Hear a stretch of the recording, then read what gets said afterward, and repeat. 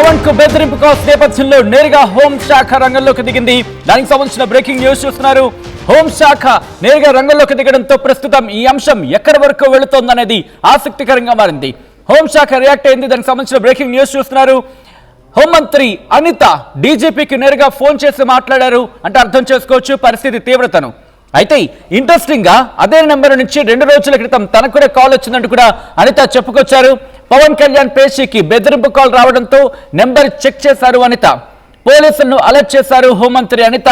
బెదిరింపు కాల్స్ చేసిన ఆగంతకుడి కోసం ముమ్మర గాలింపులు మొదలుపెట్టారు పోలీసులు. దీనికి సంబంధించిన బ్రేకింగ్ న్యూస్ చూస్తున్నారు. హోంశాఖ నేరుగా రంగంలోకి దిగింది. ఎందుకంటే ఒక ముఖ్యమంత్రికి సంబంధించి ఒక డిప్యూటీ ముఖ్యమంత్రికి సంబంధించిన అంశం ఇది. చాలా సెన్సిటివ్ మ్యాటర్. ఒక డిప్యూటీ ముఖ్యమంత్రికి బెదిరింపు కాల్స్ వస్తే ఒక సామాన్యుడి పరిస్థితి ఏంటి? అందుకే నేరుగా హోంశాఖ రంగంలోకి దిగింది. హోంశాఖ రంగంలోకి దిగడంతో ప్రస్తుతం ఆ అంశానికి సంబంధించి లోతైన విచారణ జరగబోతోంది.